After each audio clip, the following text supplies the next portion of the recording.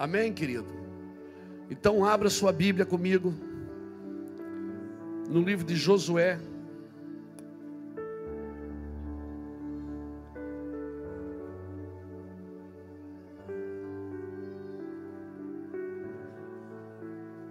Capítulo de número 7. Você que está nos acompanhando pela internet, Deus vai te pegar aí também. Vai te pegar em casa, vai te pegar onde você estiver assistindo. Você que vai assistir esse vídeo também vai ser pego depois, daqui a 20 anos, se Jesus não tiver voltado e você estiver assistindo essa mensagem, Deus ainda vai te pegar. E você que vai assistir pela MCA TV, vai assistir em outras TVs, Deus vai te pegar também. A palavra nunca volta vazia. Amém? Prova disso é que nós lemos a Bíblia, que foi escrita há centenas de anos atrás, e ela nos pega até hoje. A palavra de Deus, ela não está presa ao tempo, irmão. Deus não existe. Deus, Ele é. Ele não foi criado para existir. Ele vive no estado do ser. Tudo que existe foi criado para existir. Deus não foi criado, Ele é. Deus não existe, Ele é. E tudo que Deus fala não está preso a um tempo, ecoa na eternidade. Palavras ecoam na eternidade. Amém, querido? Amém? Por isso que tudo que você vai viver, você não vai viver o que ouve, você vai viver o que você diz. Você pode ouvir boas pregações a vida inteira e nunca liberar uma palavra de afirmação sobre aquilo que você está ouvindo. Aleluia! Você não ouve, não vive o que ouve, vive o que fala, vive o que diz. A Bíblia diz que Deus criou tudo com a sua palavra. Deus não criou só em pensar em criar. Deus não criou só em desejar criar. O desejo de Deus foi transformado em palavras. Então Deus disse: haja luz, e houve luz. E quando Deus fez a luz, Ele disse que a luz era boa. E depois que Ele viu que a luz era boa, Ele fez separação das trevas e da luz. Aleluia! Então, irmãos, Deus cria pela palavra, Deus mantém pela palavra, Deus dá destino pela palavra, Deus sustenta pela palavra. E se eu e você temos a imagem de Deus, você acha que nós vamos fazer isso como? Pela palavra, porque a palavra tem um nome, ela é o verbo vivo. E quem é o verbo vivo? É o próprio Jesus. Quando Deus liberou a palavra, Ele liberou o próprio Jesus para fazer. Então, irmãos, palavra tem vida. Amém? Palavras têm vida. Por isso nós vamos até ser julgados, diz a Bíblia, pelas nossas palavras. Isso é tão... Na nossa cultura abrasileirada, ela não é tão forte assim. Mas na cultura americana, irmão, quando um policial para uma pessoa na rua, ele pergunta, porque ele acredita na palavra que a pessoa está falando. Ele pergunta: você está bem? Estou. Eu vou revistar seu carro. Tem alguma coisa no seu carro? Ele não revista sem dizer: eu vou revistar o seu carro. Tem alguma coisa? Se a pessoa diz: tem drogas, tem isso. Isso até reduz a pena. Você sabia disso? Porque ela foi sincera. A palavra numa cultura, em algumas culturas, ela tem mais poder do que uma assinatura. Então nós precisamos, quando a Bíblia pede para a gente confessar, tem que ser por palavra. Você não pode se arrepender e não ter atitudes de arrependimento. Você precisa ter atitudes de arrependimento através da sua palavra. Aleluia! Quando os apóstolos pregavam, a Bíblia diz que o povo tinha certeza que eles haviam estado com Cristo, por causa da sua palavra. Irmãos, multiplicação, informações não significa muita coisa. Nós temos que multiplicar o que Deus está dizendo, o coração dele, amém? Que Deus nos dê graça para ministrar isso hoje. Josué capítulo 7, e o versículo de número 7, nós vamos ler um texto bem comprido, então me dá de presente sua atenção.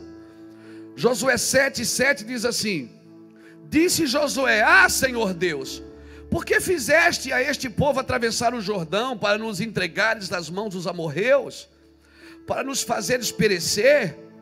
Oxalá nos tivéssemos contentado em ficar da além do Jordão. Ah, Senhor, que direi? Ora, Israel virou as costas diante dos seus inimigos. Ouvindo isto, os cananeus e todos os moradores da terra nos cercarão e desarraigarão o nosso nome da terra. Então, que farás ao teu grande nome? Disse o Senhor a Josué: levanta-te. Por que estás prostrado assim sobre o teu rosto? Israel pecou e violaram a minha aliança que lhes tinha ordenado, e tomaram as coisas condenadas, e furtaram e mentiram, e até debaixo da sua bagagem o puseram. Pelo que os filhos de Israel não puderam subsistir perante seus inimigos, viraram as costas diante deles, porque Israel se fez condenado. Não sereis mais convosco, se não eliminardes do vosso meio as coisas roubadas. Levanta-te, santifica o povo, e dize: santificai-vos para amanhã, pois assim diz o Senhor Deus de Israel: coisas condenadas há no meio de ti, ó Israel. Não poderás sustentar-te diante dos teus inimigos, enquanto não tirardes do teu meio as coisas condenadas. Amanhã vos chegarei segundo as vossas tribos. A tribo que o Senhor tomasse chegará por família, a família que o Senhor tomasse chegará por casa, e a casa que o Senhor tomasse chegará por homem. Chegará a homem por homem. Aquele que for achado com a coisa condenada será queimado no fogo. Ele e tudo o que tiver violou a aliança do Senhor e fez loucura em Israel. Então Josué se levantou de madrugada e fez chegar-se a Israel segundo as suas tribos, e foi tomada por sorte a tribo de Judá. Fazendo-se chegar a tribo de Judá, foi tomada a família de Zaraitas. Fazendo-se chegar a família de Zaraitas, homem por homem, foi tomada Zabdi. Fazendo-se chegar a casa de Zabdi, homem por homem, foi tomado Acã, filho de Carmi, filho de Zabdi, filho de Zerá, da tribo de Judá. Então disse Josué a Acã: meu filho, peço-te, glória ao Senhor Deus de Israel. Faze confissão perante ele, declara-me agora o que fizeste, não me ocultes. Respondeu Acã a Josué: verdadeiramente eu pequei contra o Senhor Deus de Israel. Eis o que eu fiz. Quando eu vi entre os despojos uma boa capa babilônica, 200 ciclos de prata e um cunhado e uma cunha de ouro de peso de 50 ciclos, cobicei-os e tomei-os. Então, escondidos na terra, no meio da minha tenda, e a prata debaixo da capa.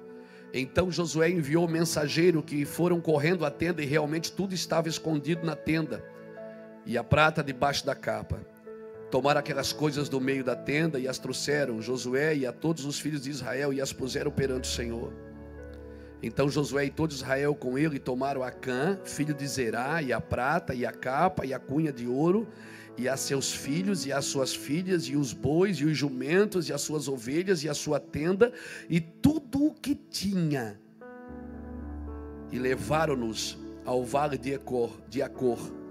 Disse Josué: por que nos perturbaste? Hoje o Senhor te perturbará. Então todo o povo apedrejou, e depois de apedrejá-los, queimaram-nos a fogo. Levantaram sobre ele um grande montão de pedras, que permanece até o dia de hoje. Assim o Senhor se apartou do ardor da sua ira. Por isso se chama aquele lugar Vale de Acor até o dia de hoje. Aleluia. Irmãos, essa mensagem, você olhando para ela, você fica pensando que Deus era um Deus muito mau.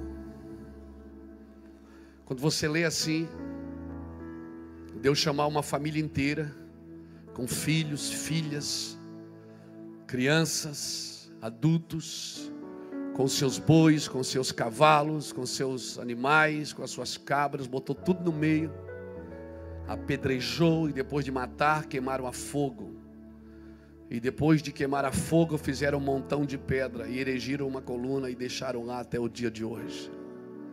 Quando você vê isso, você fica pensando, cara, esse Deus é muito mau. Que Deus é esse que não tem misericórdia?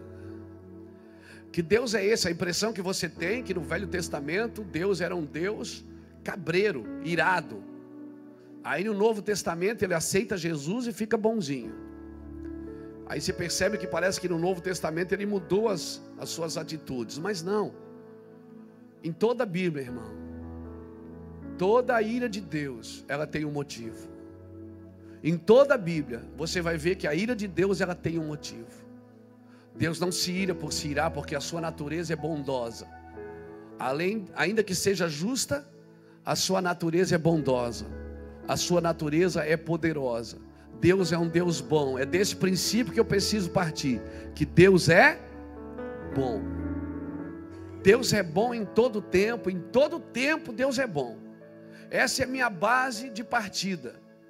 Se tem alguma coisa errada acontecendo, certamente não está com Ele, está comigo. Se tem algumas respostas que eu não estou recebendo, certamente a culpa é minha e não é dele. Se tem algumas coisas que estão dando errado na minha vida, certamente foi eu que semeei alguma coisa, não foi ele. A sua natureza é boa. Deus não é mau. Ele é justo. A Bíblia diz que se eu for infiel, Ele continua fiel, porque não pode negar a si mesmo. Porque Deus não depende da minha bondade para ser bom. O ser humano, ele depende muitas vezes da bondade dos outros para ser bom. Então se me ama, eu lhe amo. Se me dão, eu também lhe dou. Se me abençoo, eu também abençoo. Então eu vivo às vezes numa base de troca. O meu nível de amor está relacionado com o nível de amor que eu recebo. O meu nível de generosidade está relacionado com o nível de generosidade que eu recebo. Então se eu não recebo, eu também não sei dar. Não, irmãos, quando você tem Jesus, quando você tem Deus, já não depende mais do que você recebe, amém? Você vai ter que dar muitas coisas que você até não recebeu.